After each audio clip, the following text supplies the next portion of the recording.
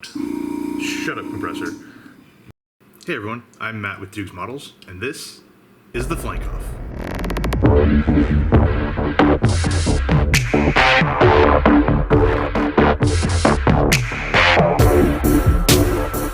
So after, 12, 13, something like that Flankoff installment so far, it's time for a bit of an interlude for some announcements and some housekeeping.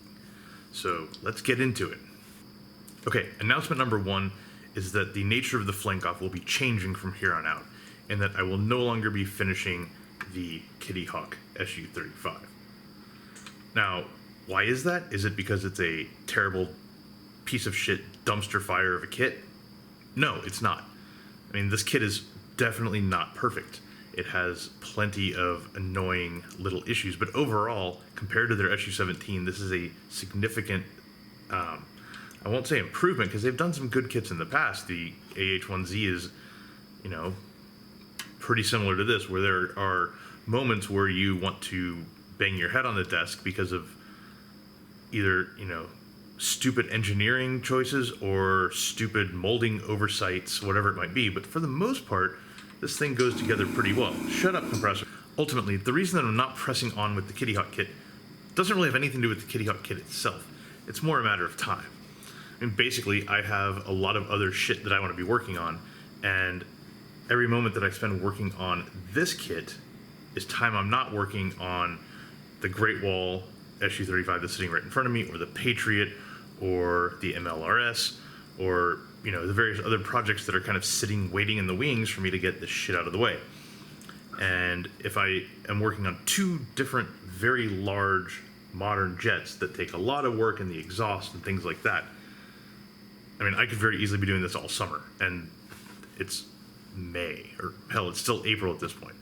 So, do I want to spend a good chunk of the year working on a Kitty Hawk Su-35 when I'm already working on a Great Wall Su-35 that is a better kit? No, I don't. So while it's actually a pretty commendable effort for the most part, and especially from Kitty Hawk, I've got other shit to do. Now, the second announcement also has to do with time. Basically, I've been with my current employer for right around 5 years now. I think it was 5 years last week. And after 5 years, one of the perks that we get is a 5-week sabbatical, where it's basically don't come to work for 5 weeks and get to go off and do things and have fun. And as part of that, I'm going to be traveling a whole lot. I'm not going to be around. I'm obviously not going to be working on kits while I'm not here.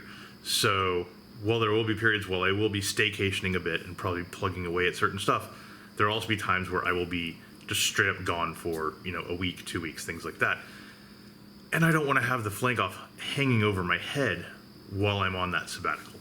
So my goal is to wrap up the Great Wall kit, which is sitting right in front of me here. Let me see if I can yank it up.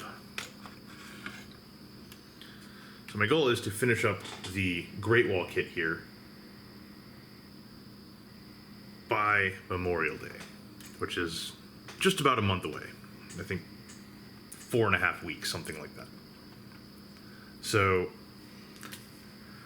at my typical pace, that is a hell of a challenge. I think it will probably be one of those crawling, bleeding over the line type of finishes, but I'm leaving the country for a bit on June 1st, something like that. So if nothing else, that is kind of my drop dead date to want to be done with this. So when I get back, I can focus on all those other projects I've been playing with that need more attention than they've been getting lately. Time for announcement number 3, which actually has nothing to do with time. It has to do with focus.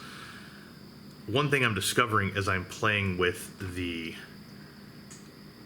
metallic finishes and things like that on the exhaust and the engine hump areas is that when I am trying to work through a process that I'm not exactly clear on going into it, it really doesn't help having this camera, this thing right here, sitting literally right in front of my forehead as I'm trying to think through and paint. And so there's a lot of dead air, there's a lot of ums, ahs, a lot of muttering, a lot of swearing, things like that. And it's not the most pleasant recording experience. I can already tell you it's going to be a hell of an editing experience, and I don't think it'll be a great viewing experience. So what I'm going to try to do is basically still be using the Kitty Hawk kit as my stalking horse for trying a couple things out. As you can see on the exhaust here, tried some things out. Some I was happy with, some I wasn't. Those lessons have been applied in varying degrees to the Great Wall kit. Where I feel it's appropriate, I will actually do live demonstration of here's how this thing is happening and that thing is happening. You know, I think once I get into, for example, the heat staining and I get a pretty good pace going with it and I'm comfortable with where I'm at, I'll probably bring the camera down and demonstrate a bit of what I'm doing there. But for other elements, it might be more of a, I do it and then I swing the camera around and describe how I did it or what I did, the paints I used, the airbrush I used, technique I used, just kind of walk through it as opposed to doing it live or recording it live and then editing it and posting it not live. So that will probably be changing, especially for the painting phases and for the, dear God, I'm not going to film decaling all the damn stencils on this thing or applying all of these masks as I go through the paint. So that's just a long way of saying that the videos will probably be a bit different going forward, and hopefully they are still useful in illuminating and they walk through the, not just the building, but the actual painting of the Great Wall kit. Okay, since the Kitty Hawk will no longer be continuing the journey with us through painting and all that good stuff, I think it's time that we do a end of construction review of the two kits. And since it's going to be playing essentially stalking horse from here on out, let's go ahead and do the Kitty. Over the past several years, I've built a number of different Kitty Hawk kits to some degree or another, including their very first kit, the F-94C Starfire, the F-35A and B, the Jaguar, I believe it was the French one, the Jaguar A, the MiG-25, which, you know, is a bit notorious in its own right, the AH-1Z Zulu Viper, the Su-17, and now the Su-35. Now, if I had to go and kind of rank these, you know, ignoring this one for the moment, but if I had to go and rank them, I would probably say the best kit of theirs that I have touched is the AH-1Z, which actually fits together pretty well and has overall decent engineering, aside from a few things like the skids. Aside from a few things like the skids. Where it falls down is on a lot of the small details. Things like the sensor ball is way off. You know, they don't include the little twist handles for the canopy doors. A couple other things like that. But that's pretty much where they fall. Oh, and the rotor folds and the Hellfire missiles not having clear seeker head. There's a whole bunch of small little detail flubs, but overall, from an engineering standpoint, that one went together pretty well.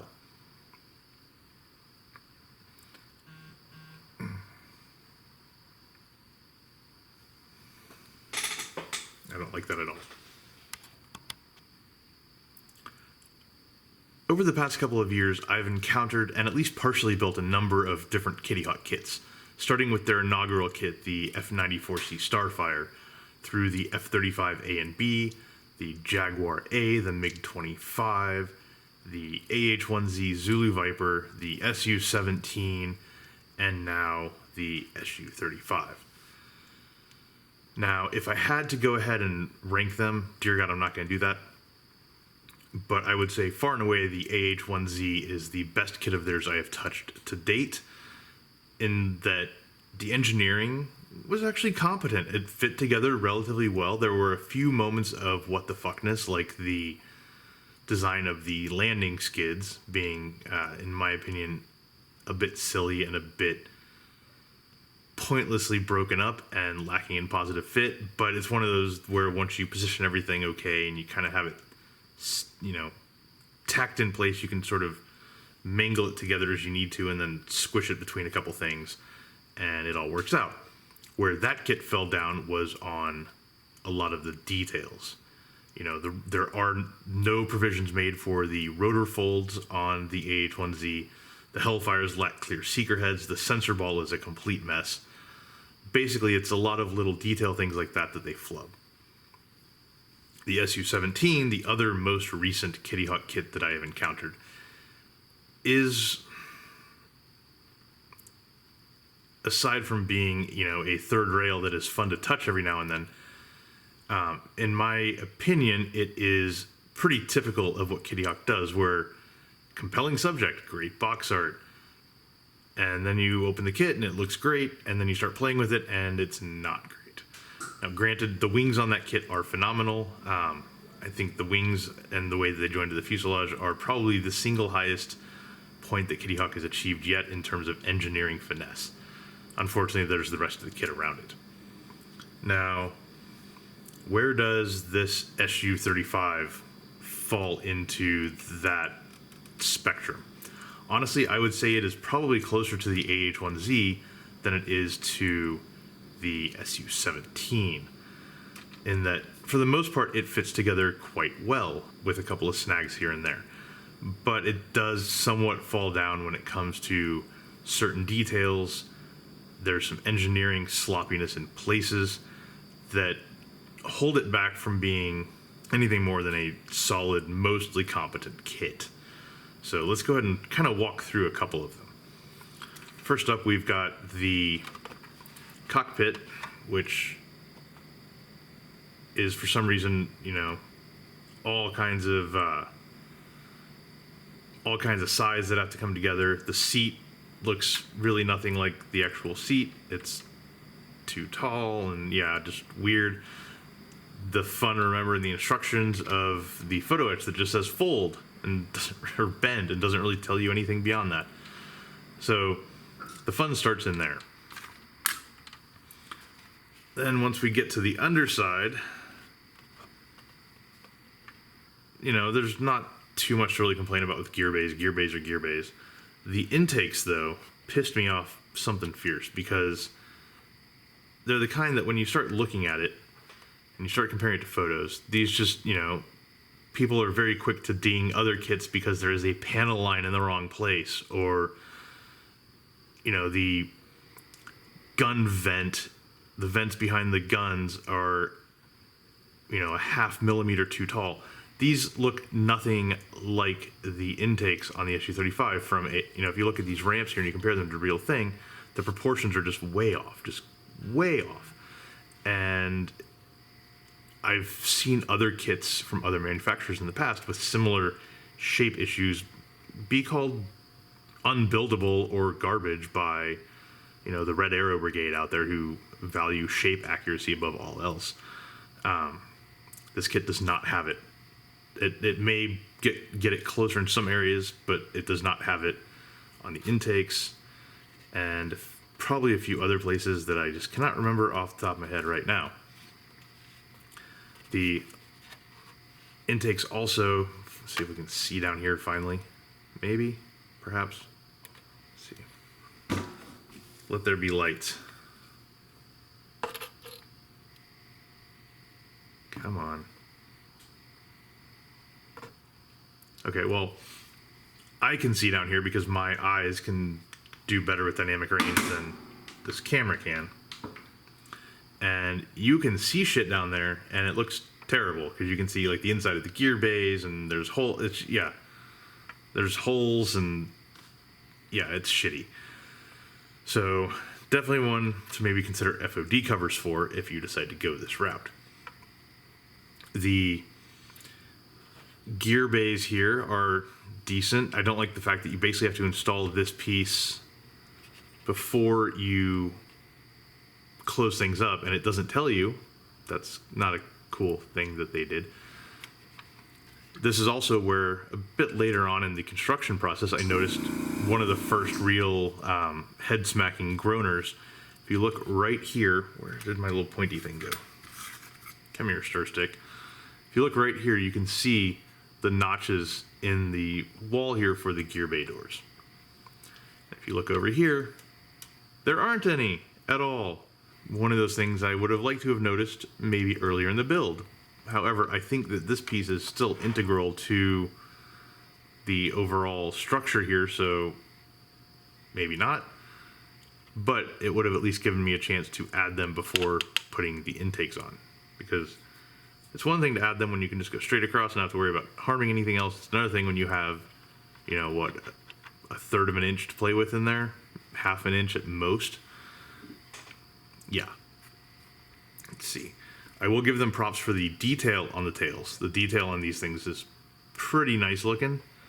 Unfortunately, the way that they join in, you have to join them and just kind of accept they're going to stay there once you put the tails on. There's no real coming back from that, which is, not fun. Tails themselves fit okay. The way that they join kind of right in here, you can still see that line. Now, if you position the stabilators at just a certain angle, you have a much smaller line you have to fight kind of in this area, where it's mostly going to be hidden. Still, that's an area where I feel like both kits kind of flubbed. All right, let's go to the back here. First is the resin boom, which is corrected in some way. I believe there's like a flare dispenser or something that's been deleted. Sure. That's one of those little accuracy quibbles that I don't care about. My general rule is if I wouldn't have noticed it by looking at photos of these things and just kind of like casual looking around as I build it and look for weathering details and stuff, if I wouldn't have noticed it in the normal course of that, then I kind of get to choose if I give a fuck about it or not, and I don't give a fuck about that. Fortunately, the resin boom is hollow on the inside and is basically a drop fit to the back of the fuselage, except on the underside where it was not, and so a choice basically had to be made. Do you want alignment up top or alignment on the bottom? I chose the bottom, or I chose the top and clean up the bottom with some sanding and some super glue and all that fun. Other fun thing about the boom is the tail cone, which brings us to another of Kitty Hawk's little foibles. Kitty Hawk has this whole thing of opening up random shit and providing no real provision for displaying it closed. The drogue chute cap is one of those. This thing is, in the instructions, supposed to be displayed open. I don't think in all of the Su-35 references I've looked at, I have ever seen it actually opened. So I can't really figure out a reason why it would be open or why they wouldn't provide some sort of other way around it, but that is what we get. As a result, the little piece connecting from here to here, the actuator rod that lifts the cone, did not fit, so I had to fashion my own out of some metal.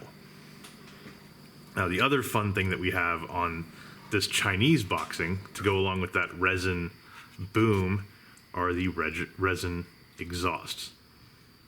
And inside there, we've got the kit plastic exhaust. You can see some really fun rim action in there where they basically have the resin exhausts come over them like socks. You can see in there, there's that little rim. Not the most attractive thing in the world, but we can live with that. The thing that's frustrating is these exhausts themselves are actually rather rough. They almost feel like they were 3D printed, which, hell, maybe the original mold was. But because of that, you get all kinds of weird wavy detail shit in here on the inside of the exhaust, and also the outside. Just, you know, if you look really closely in here, you can see kind of some of that pebbling. And there's not really a way to get in there and clean that up without obliterating all the detail, which is why you kind of want resin in the first place. Now, another fun thing with these is I found them ever so slightly too small for the engine humps. It's not, you know, it's not like the Tamiya 132nd Phantoms where all the aftermarket exhausts pretty much are too small. These are just slightly too small to the point where I'm not, you know, some little tweak maybe could make them fit, but it's not a tweak that I had in my bag of tricks. I guess I lack the basic modeling skills for that. Still, the roughness is also frustrating, and as much as these are an improvement on the kit parts, I still think, you'd probably be better off going for the AMUR, however the hell they pronounce it, the Reaver exhaust over these. So that is that. Anyway, that is pretty much the Kitty Hawk as it stands. I did not have too much trouble with the wings, even though they are separate. Some cleanup was required. I did not have too much trouble with the nose, even though there is literally no location aid of any kind given. It's a matter of getting it where you need it and locking one part down, and then kind of just working your way around the perimeter. So, yeah. Overall, a competent, for the most part, effort on Kitty Hawk's part, but when the Great Wall kit drops, it really, really shows the Kitty Hawk kit who is boss. Now, before I go ahead and pass this over and bring in the Great Wall, another thing to note is the intakes joining to the engine trunks basically right here along this line, which is, in some places, you can see it over here, not the cleanest and prettiest of joins. It's not terrible. I mean, I've definitely seen worse, but I don't know. I feel like that could have been managed with a bit more finesse than it was. So, yeah, that is the Kitty Hawk. Let's take a look at the Great Wall kit now. Okay, on to the Great Wall kit. Now, there was a time earlier in the build when I speculated that this might well be the single best 140A scale kit ever made of any subject. That was before I kind of got to some of the stuff in the back. But on whole, it is still a very formidable kit. The engineering is, for the most part, masterful. And you can tell that whoever did the engineering on this kit put a lot of thought into it, probably had a lot of sleepless nights trying to figure out how to get certain pieces to come together and whatnot. And it really all begins with the essentially one-piece upper fuselage. I mean, everything from right up here, just after the radome, to back here at the drogue chute cap on the boom, to the wings, all that is one piece. On the underside, it mostly is, basically, again, from the radome back with the wings, except you lose whole chunks in here that the intakes cover up, but basically you get all the way back to the boom, etc. And those two parts go together quite well.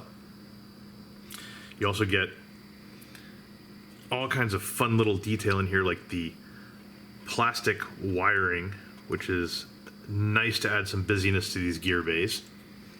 The intakes look much more accurate shape-wise, and they've got, again, with the fun of the lack of dynamic range that a camera has versus the human eye, you can't really see down in here, but they really do a pretty good job of capturing what's going on inside the intake.